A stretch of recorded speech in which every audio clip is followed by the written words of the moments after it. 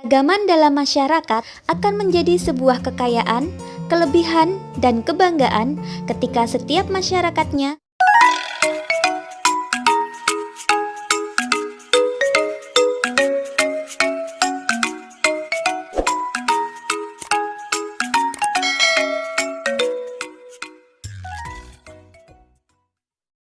Bismillahirrahmanirrahim.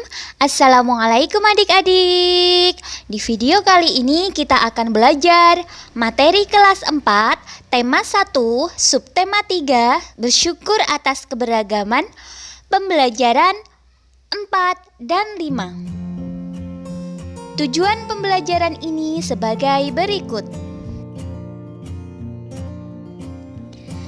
Siti dan teman-temannya selalu mengajarkan kita untuk tetap bekerja sama dalam keberagaman. Ayo kita cari tahu cerita tentang mereka. Meskipun Siti dan teman-temannya berasal dari daerah yang berbeda, mereka tetap bekerja sama membantu sesama. Akhir-akhir ini, Bu Mimin, penjual makanan di kantin SDN 1 Nusantara, seringkali tampak sedih. Siti memberanikan diri bertanya kepada Bu Mimin tentang apa yang sedang terjadi padanya. Bu Mimin bercerita bahwa anaknya sedang sakit di rumah. Permasalahannya, Bu Mimin tidak dapat meninggalkan kantin sekolah. Ia membutuhkan biaya untuk membayar pengobatan anaknya dengan berjualan makanan. Siti pun menemui teman-temannya dan mengajak mereka berdiskusi untuk membantu memecahkan masalah Bu Mimin. Mereka memutuskan akan bekerja sama membantu Bu Mimin dengan menjaga kantin sekolah pada jam itu. Jika kamu menjadi Siti, apa yang akan kamu lakukan bersama teman-temanmu? Berikutnya, kakak akan bacakan cerita. Silakan adik-adik temukan gagasan pokok dan gagasan pendukungnya dari masing-masing paragraf. Tuliskan pada diagram berikut. Siap ya? Sigap membantu sesama. Paragraf 1. Malam itu beberapa warga Kampung Babakan berkumpul di pos jaga. Tiba-tiba terlihat seorang bapak tua yang berjalan pelan. Ia memanggul kardus besar di pundaknya. Oh, rupanya Pak Sami. Silahkan, untuk paragraf pertama, temukan gagasan pokok dan gagasan pendukungnya. Jangan lupa tuliskan pada diagram tersebut. Kita lanjutkan paragraf kedua. Pak Sami baru pulang dari kampungnya. Sudah 2 minggu Pak Sami pulang ke Maluku. Ia harus menghadiri acara adat di sana. Ia menggunakan kapal laut. Perjalanannya membutuhkan waktu 2-3 hari. Tentu Pak Sami sangat lelah. Apalagi usianya sudah cukup tua. Pak Encep menawarkan bantuan untuk membawa kardusnya. Sampai di rumah, Pak Sami mengeluh kepalanya pusing. Pak Encep memanggil warga yang lain untuk membantu. Kita lanjut, paragraf 3. Datanglah Pak Made, Pak Udin, dan Pak Nur. Mereka dengan cepat membantu Pak Sami.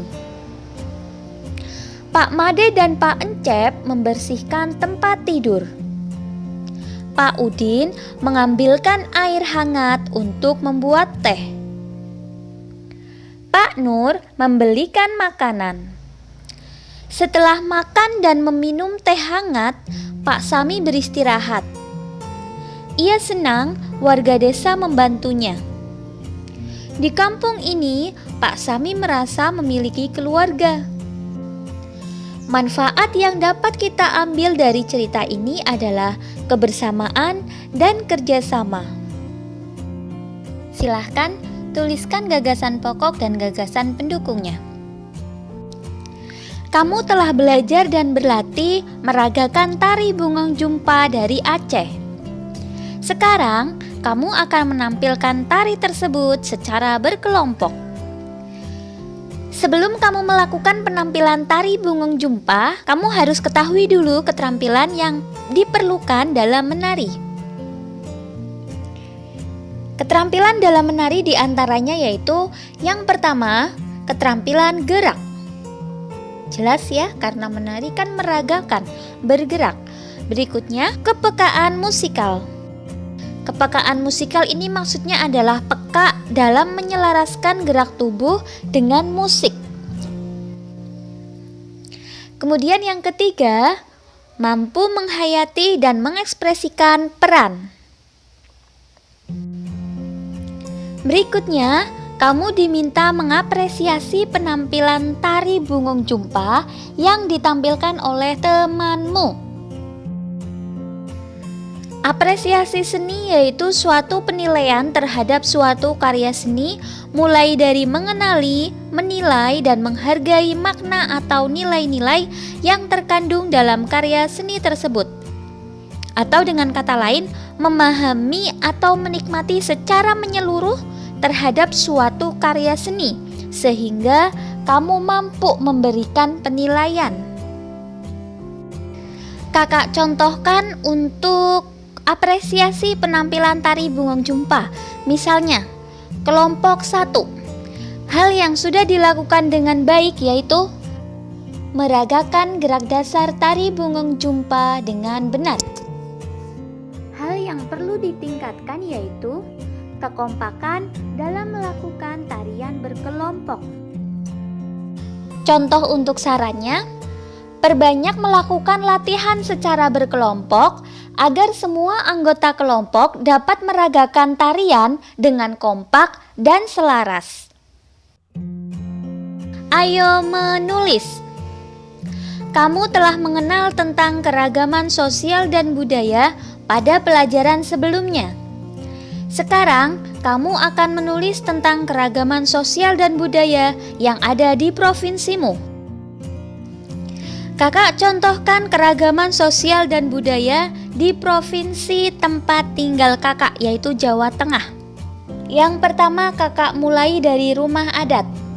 Rumah adat Jawa Tengah ada joglo, panggangpe, dan tajuk.